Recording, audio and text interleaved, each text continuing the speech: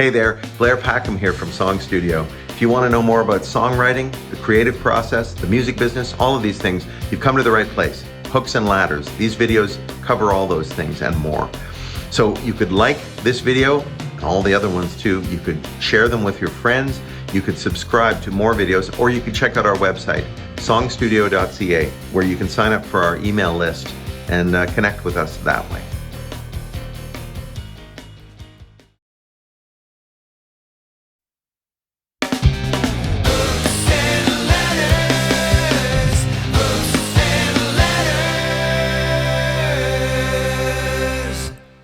Here's another peek at what we did at SongStudio Online last August. Hope you enjoy. I don't know how many songs you have prepared, like just two. Good. Okay, so I'm gonna stretch them out a bit then, because we've got some time. Although if you wanted to play the first one right now, that'd be great. If you want to tell us about it and play it, and then we'll. I'm conscious that we probably need more uplifting songs. At the same time, the thing that's, as a humanitarian, as an advocate, the thing that's really a big question mark for me that I'm really investigating in my life is, how do we freaking get along? How does this human family figure out?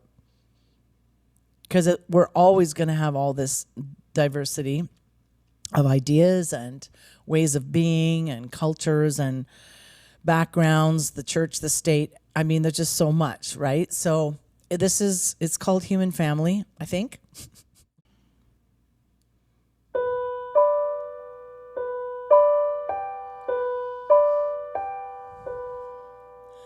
All of us together,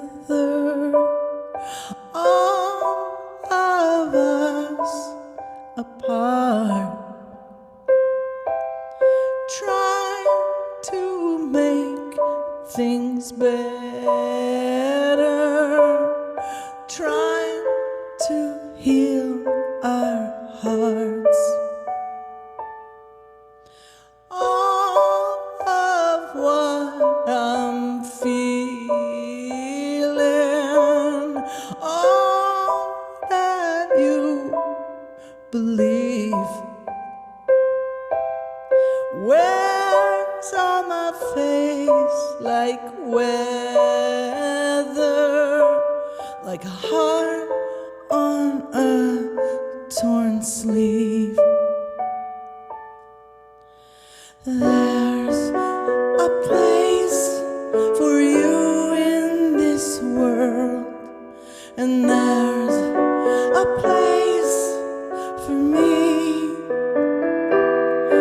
Even when we don't get along, we still belong in this human family.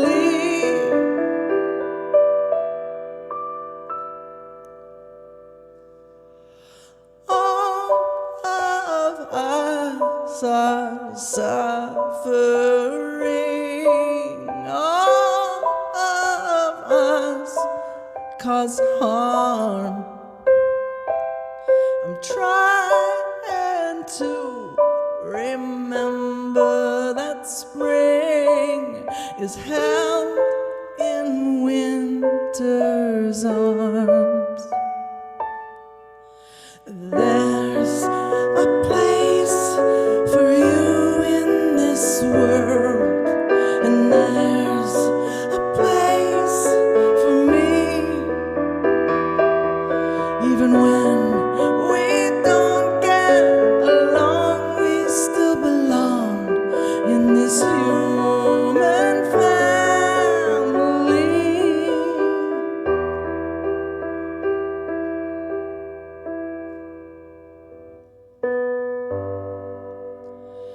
All of life on this earth, all the stars above, only makes sense when you hold my hand. Only love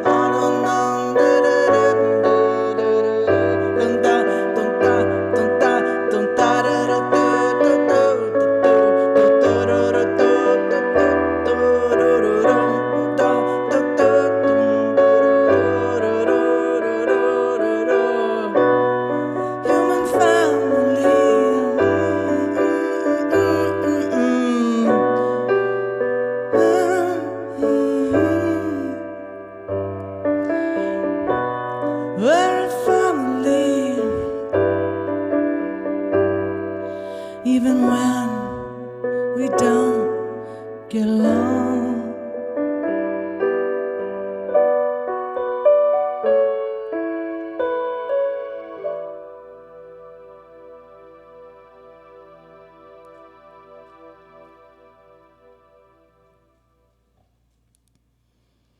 I mean, I know you a little bit, and it seems, I mean, we've known each other a long time, really, but not that well. And as I get to know you, I'm very impressed with the stuff you do, and your heart, and so it's beautiful. That's a real representation to me of the Lisa Patterson I know. Well, that is maybe the highest compliment Oh, I think any artist, any creator could ever have, is that it sounds like you, right? yeah, Because our signature, whatever that is, needs to come from us sincerely and authentically. And, you mentioned Lisa Delabello, like, I can't sing like her. Sometimes I'm like, oh my God, if I could sing like her. Or I don't, write songs as adeptly as so-and-so and whatever. Like, we all have our insecurities and wish I could sound more like this or that. And I think when we're younger, we do imitate our heroes, and that's how we figure out, partly how we figure out who we are. But in the end, we've got to land somewhere that's really true to us. And because I think it's palpable, right? Like, so many times, you're, especially if it's a live show and someone's on stage, but even in recordings, you can really sense when someone is, as a producer, sometimes we say, sell me the song, sell the lyric. And that sounds a bit corporate or something, but it has to be believable, right? And so the fact that you believed me means a lot. oh, that's nice. Well, and it's really true. So I'm glad you like that. Excuse me. Yeah, selling the song. And let's talk for a few minutes about your production stuff. I believe I produce too, and I believe that when I say sell it a bit more, I'm not saying so we can make some more money, because and nothing I work on makes any money. And sorry, I hope that's not disillusioning, but it's about the art, and it's about the communication. And to me, if you're selling it a bit more, you might need to hit this syllable a bit harder, or you might need to last a fraction of a millisecond or a fraction of a second longer on a note or whatever. So selling it doesn't instantly, to me anyway, mean something crass. And I think to you too, probably. You're trying to communicate through your music. If it's sold, that'd be fantastic. But the first and foremost important thing is that it communicate to other people.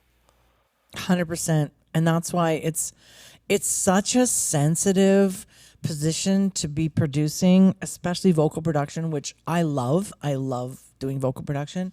And it's such a vulnerable position for the singer to be in because, like you, because I've been in the booth in front of the mic, I know what it's like to have a producer, across the board, producers have different techniques, and some of them are kind of bossy and push you, and other ones are like, yeah, that's pretty great. Can you just bring a little more of the smile, or can you pretend you're singing to so and so? Like, they're a little more gentle, and I feel like it's kind of hard to go to school to learn that.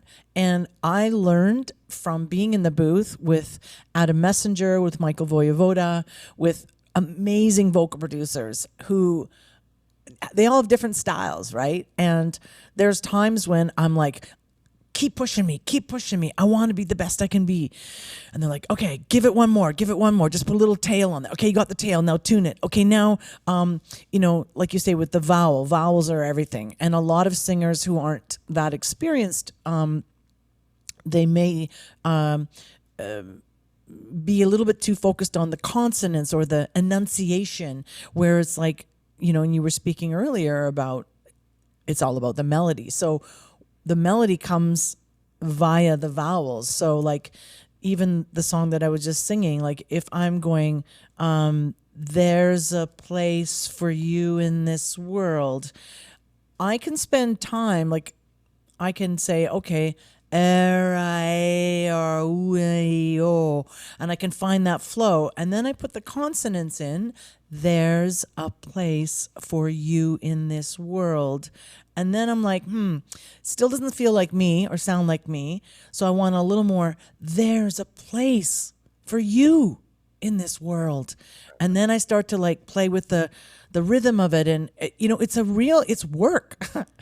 It's work. And when you're in the booth and the vocal producer, a lot of people, if it's their first time tracking with a vocal producer, they're a bit like, oh yeah, I got it all. Like I know my part. I've got my melody and my lyrics, and here I go, and they perform it. And sometimes I give them a little heads up, like in advance, like okay, like if you want me to do my job, here we go. I'm gonna start challenging you, and really, I'm trying to open that person to a point where they are showing. And when you're talking about the selling, language, right? It's inadequate at the best of times, but they land on something. And as you know, when you're vocal comping and you've got 10 takes and you're just like listening to each take, that one little short phrase, it's always clear which one is the one. Always. Yeah. And Michael Voivoda would say to me, okay, you landed it, now drive past the house. And I just love that. Drive past the house. Basically means now you don't have to worry about the rhythm and the pitch and the breathing and the delivery. You got one. Okay. We got a good one. Now go farther. And there's all kinds of little tricks that help us to find that. It's the moment of that performance, that something.